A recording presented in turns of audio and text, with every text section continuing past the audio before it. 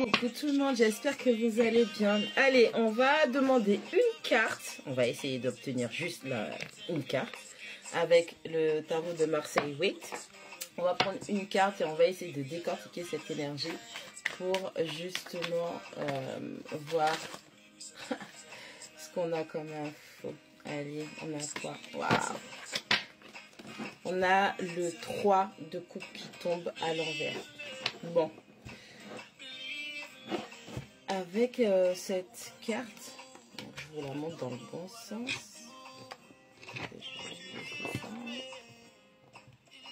On est face à une situation où la prospérité a arrêté de germer. Ok, la prospérité a arrêté de germer.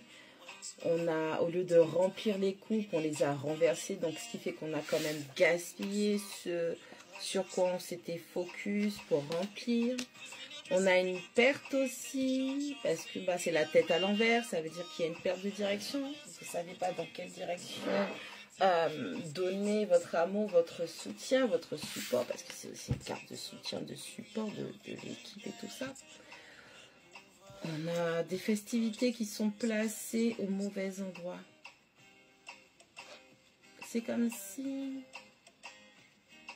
toute cette abondance spirituelle que vous possédiez se déverse, oui, mais vous n'arrivez pas à les récolter. C'est gaspillé. Puisque ça ne rentre pas dans les coupes, ça à l'envers. On est d'accord.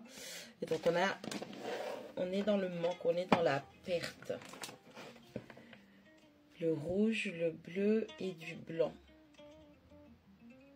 C'est comme si ce que vous aviez initié en mode pensée, donc votre abondance spirituelle, a été complètement gaspillé, torché, détourné à cause de vos émotions et de votre passion, votre fougue.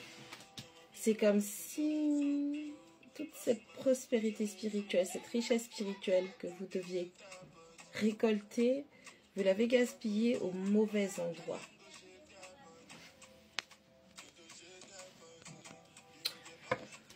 Ouais, on a l'impression que...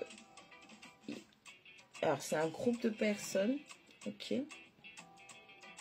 éparpillées. Je dis éparpillées parce qu'à ce moment-là, avec ce 3 de coupe, toutes ces célébrations de récolte, de réussite, de se soutenir les uns les autres, tout ça là, c'est éparpillé puisque vous perdez tout. C'est comme si c'était mûr pour la récolte. Spirituellement, vous pouviez transformer cette richesse en or matériel.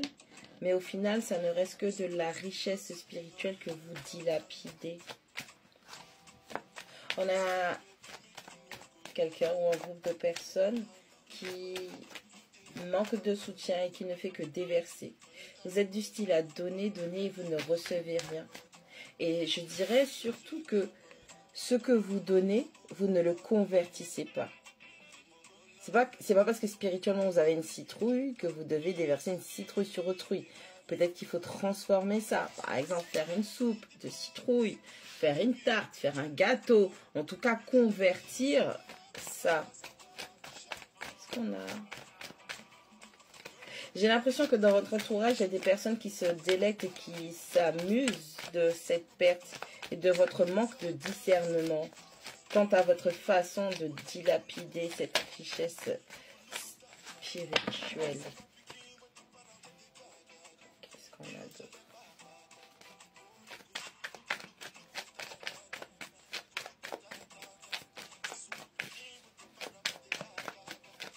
Est-ce qu'on peut avoir une autre carte? On va la décortiquer aussi.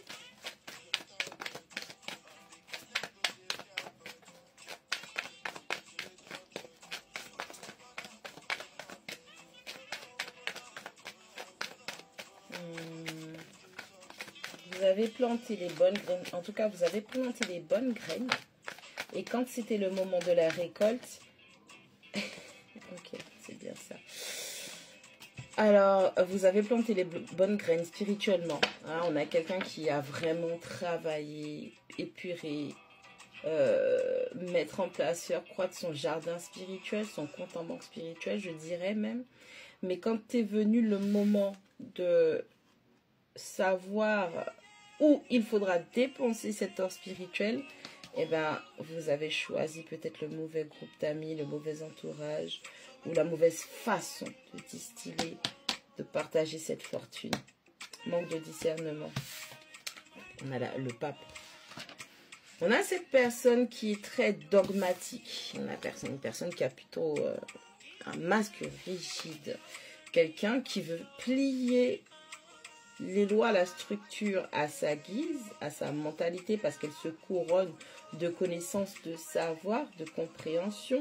Peut-être quelqu'un qui a accès à certaines informations, qui est souvent face à des disciples ou des apprenants, ok? Mais malheureusement, le problème qu'il y a, c'est que c'est trop... comment dire ça? Vous êtes un petit peu trop... Je cherche le mot... Vous êtes trop dogmatique, voilà, vous êtes trop dogmatique et malheureusement, votre sagesse, votre connaissance ou les ordres, les directions, comment vous devez cadrer les choses, comment vous devez dire que les choses doivent se passer, vous ne le faites pas suffisamment avec l'assertivité nécessaire. On a des personnes qui sont face à vous et tout ce que vous allez dire, elles vont vous croire, elles vont vous écouter, hein, parce que crâne chauve, donc il n'y a pas encore... elles n'ont pas encore leurs propres antennes pour discerner, pour être réceptifs, pour capter les informations. On a affaire, oh, jeu de mots, je ne sais pas ce que c'est. On a affaire, pardon, je ne sais pas d'où ça vient. On a affaire à une personne très dogmatique au niveau de l'institution, de comment ça doit être dans la vie, dans la société. On a quelqu'un qui s'attend impérativement à être obéi, quelqu'un qui peut-être aime la soumission. En tout cas, c'est quelqu'un qui est extrêmement dogmatique. Ça peut être un homme ou une femme, hein, ça n'a pas d'importance. C'est une personne qui est extrêmement dogmatique et qui ne laisse pas de place à l'assertivité. D'accord? Mais c'est vraiment, c'est ça qu'il faut prendre par le fond. On a l'impression que les petits, on a les bras ouverts là, on a les bras ouverts là. C'est comme si vous ou bien quelqu'un en face de vous distille des informations ou des explications par exemple. Et lorsqu'il y a vos interrogations qui arrivent, pour chercher à comprendre, pour mieux intégrer les informations, c'est arrêter. Ok? J'ai dit, j'ai parlé. C'est comme ça et pas autrement. Donc on a quelqu'un qui est plutôt dans le dogme de la guerre. Ok? Qu'on le voit ou non. C'est plus ça qui... C'est spécial. Cette personne possède... vous voyez, hein, je parlais d'or spirituel, je parlais de possession spirituelle qui devait être transmutée, mais qui est mal transmutée, qui est mal distillée, mal partagée. Et on a cette personne, ce pape, qui a accès à des connaissances de comment ça doit être, comment une structure doit être érigée, comment la société doit être menée, comment ceci et cela. Mais c'est une personne qui est fortement dogmatique. Et donc, malheureusement, cette personne qui est fortement, ce pape qui est fortement dogmatique, dilapide sa richesse spirituelle.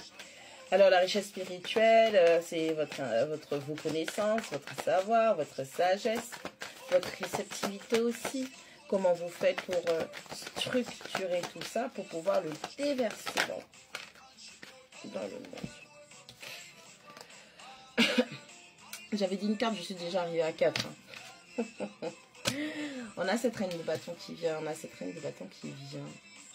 une espèce d'énergie en plus, une espèce de force, de volonté, de vivacité. Masque rigide encore, hein. Alors certes, personne joviale, chaleureuse, mais on sent que derrière cette joie, cette jovialité, derrière ce partage, effectivement, c'est une espèce d'énergie de charisme. C'est du charisme qui ressort, c'est une polarité féminine. C'est vraiment, on est en mode, alors oui, il y a des choses qui germent, il y a le soleil, tout est montré, tout est mis en avant, mais on a un masque rigide. Donc, c'est peut-être quelqu'un qui joue des énergies très solaires, mais qui n'en est pas moins rigide et dogmatique. Puis on a ce 4 d'épée qui vient. On est vraiment dans... Ok. Ah ah ah, ok. Je vois. Bon, toi qui as toute cette richesse, cet or spirituel que tu n'arrives pas à convertir sur Terre, peu importe tes buts, tes objectifs, on te dit simplement que c'est parce que tu portes un masque rigide, on a deux masques rigides, tu portes un masque rigide sous couvert d'une apparence joviale. Et on est en train de te dire que tu devrais te remettre en question parce qu'il y a des questions et des réponses que tu fuis, tu ne fais pas cette bonne introspection. Et comme c'est une énergie qui est très très solaire, on demande d'être beaucoup en énergie, on a quelqu'un qui est peut-être dans tous les sens aussi. Avec ce 4 d'épée, on te demande de faire pause, ok? Repose-toi, retire-toi, prends un moment de pause pour avoir les bonnes réflexions, pour poser les bonnes questions et analyser les réponses qui viennent à toi. Parce que cet or spirituel, cette croissance spirituelle n'est pas totalement épuisée, il t'en reste encore. Sauf que tu es peut-être tu es un peu pris de coup par, je dirais, les responsabilités que l'on t'a données, qu'on t'a obligé à les prendre. On te dit que tu dois les avoir. Et toi, sans te poser de questions, sans vraiment analyser les choses, tu te dis, bah, comme moi j'ai cette énergie-là, eh ben, je vais prendre ces responsabilités-là. Et il est temps de faire une introspection, de faire une pause. On te demande d'arrêter tout parce qu'en fait, ton dogme, il est trop guerrier. Tu es trop dans la guerre. Et on te dit qu'il faut vraiment que tu te poses pour que tu puisses vraiment analyser ton mode de réflexion. Et là, tu vas voir que malheureusement, tu es un petit peu trop dans tous les sens. Ouais.